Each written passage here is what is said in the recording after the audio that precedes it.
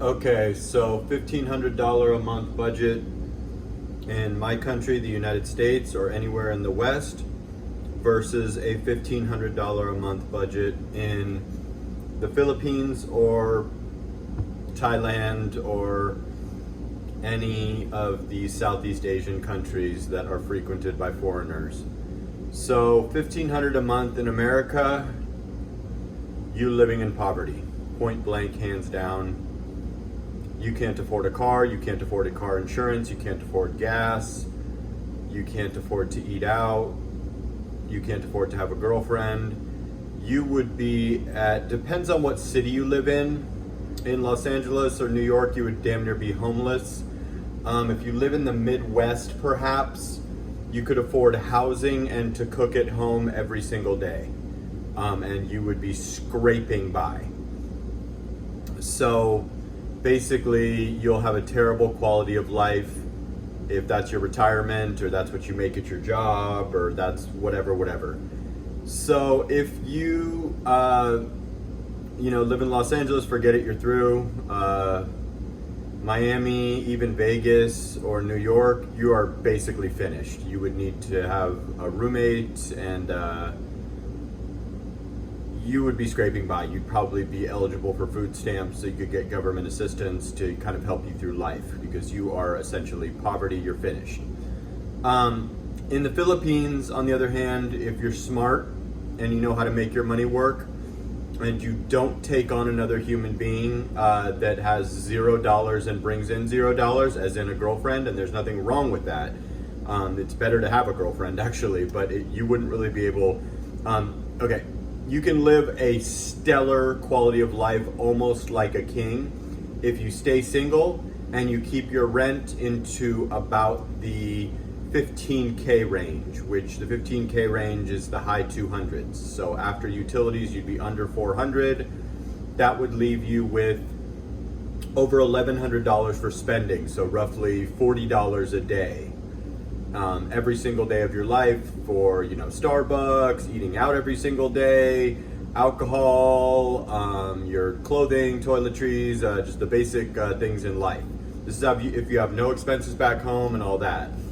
So essentially it's the difference between living in poverty and living like an absolute king.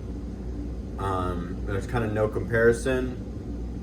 Clearly if you have a girlfriend, double everything besides rent because she's going to want to live at your level. She's not going to want to go buy Jollibee and get a 50 peso item and then you're going to go to a $700 to $1,200 peso buffet or something. So your girlfriend needs to live at your level. If you go to Starbucks, you can't get her the 40 peso cup of coffee or have her make a cup of coffee at home and then go get yourself a 250 peso venti at Starbucks. So when you get a girlfriend, regardless of how poor, humble, or province-like she is, she's going to want to live at your level. So if you're living like the West, she's going to want to live like the West.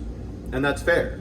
I mean, how does that even work? What are you going to do? Oh, make yourself a cup of coffee, honey. We're headed to Starbucks so I can drink a day's pay one in front of you.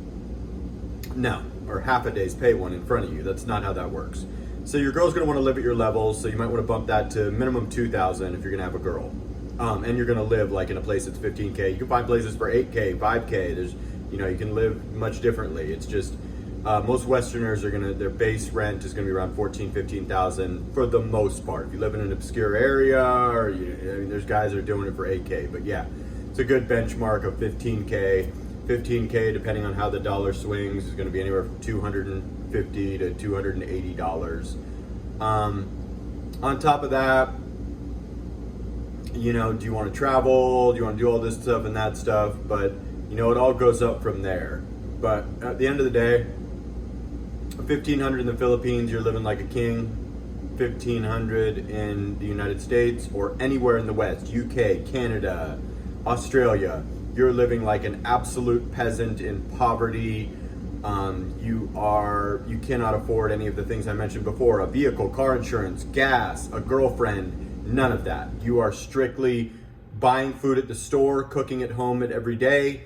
And if you're in a terrible area or an obscure area in the Midwest, you can maybe afford a studio type apartment for around, probably can't, but maybe 900 to 1,000 if you're in like Alabama or somewhere really weird.